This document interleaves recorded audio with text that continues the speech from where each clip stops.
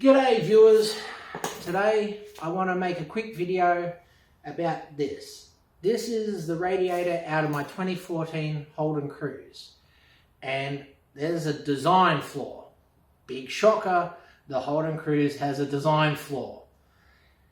Can you tell me what it is? I'll give you a minute because it took me a little bit too. I didn't realize it either at first.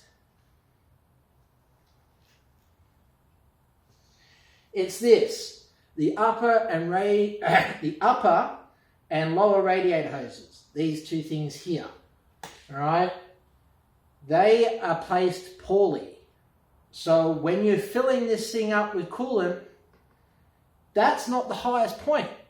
So air is going to get trapped here.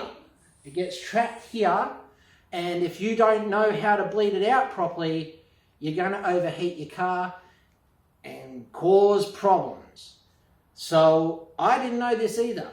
I had done other work on my cooling system, and I had replaced this, which bolts onto the block. I replaced it with a metal one because these plastic ones are junk. I also replaced the thermostat with the metal one, and it overheated.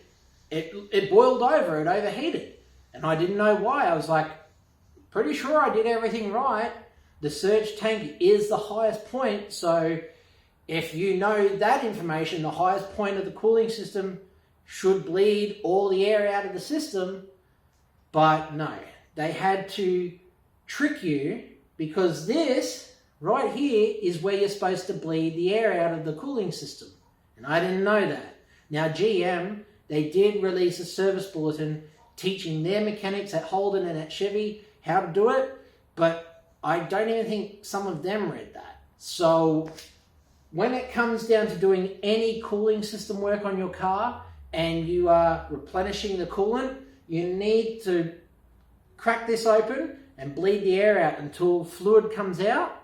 And you would do it like you would do any other car. You would use a funnel, you'd put it on your surge tank, you'd fill the coolant, you'd turn the heater on, you'd do a couple of heat cycles, but in those heat cycles, crack this to bleed the air out. I didn't realize that until I took this radiator out.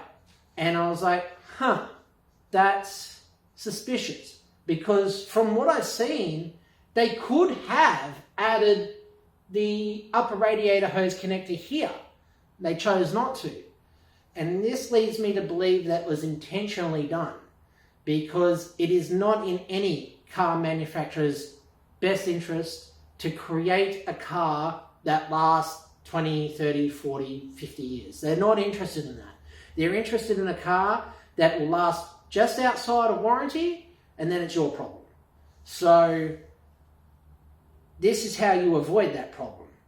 So you can bleed the air out and have a car that's somewhat reliable. I know. Mine's been okay. But this almost caught me out. I could have caused damage to my engine if I didn't know this. And now I know this, and now you know this. So I hope you enjoyed this quick video on how to bleed the system out. Sorry I didn't make any videos about me doing the radiator change, because I was actually using YouTube myself to do this. And even the YouTube video that I watched, which was professionally done, nothing like this, failed to mention that. So now you know, now I know, and we're all happy, I think. Anyway, catch you later.